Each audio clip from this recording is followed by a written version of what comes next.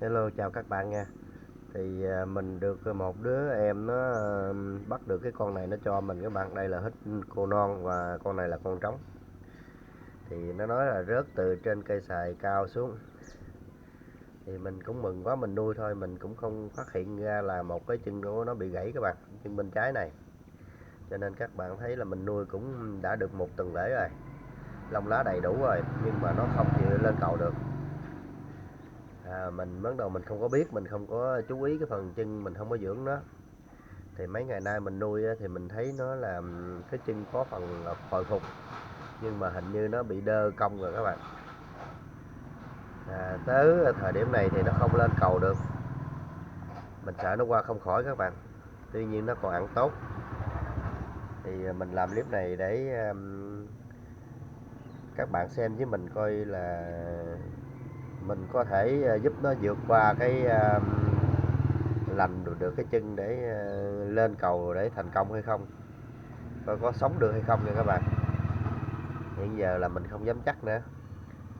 Thì đây cũng là một cái trải nghiệm của mình muốn chia sẻ với các bạn. Tuy nhiên hồi lúc mới nhặt nó nuôi về nuôi á, thì mỗi ngày lúc ăn mình có quay lại. Tuy nhiên lúc đó mình không phát hiện, mấy ngày sau mình mới phát hiện. Thì xin phép mình quay cái này coi như phần mở đầu. Đây, cái chân của nó đơ, các bạn thấy nè, nó không đứng được. Rồi các bạn xem clip với mình nha. Hy vọng là kết cuộc sẽ mỹ mãn. Chân này cái tật nó xỉa chân quá xa rồi, không biết sao nữa.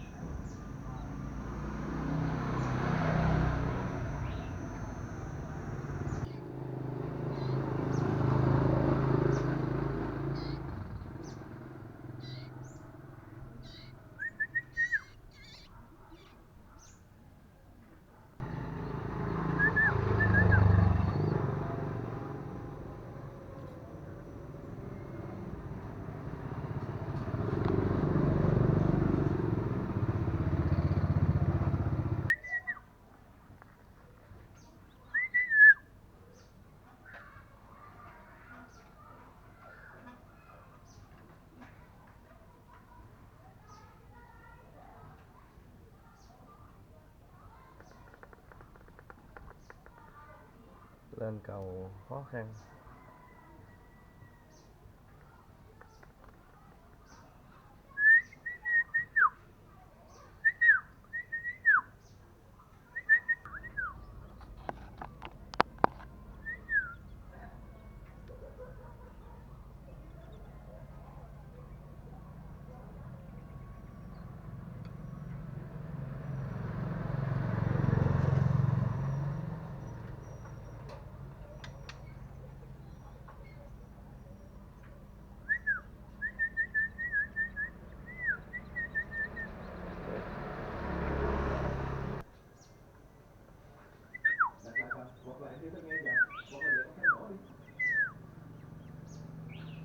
Hôm nay lên cầu được rồi các bạn, nhưng mà còn yếu lắm. Cái chân này thọt ra xa lắm. Cái chân này là chân què nè, chân gãy thọt ra xa lắm. Đó. À, hy vọng là nó sẽ dần dần phục hồi chức năng.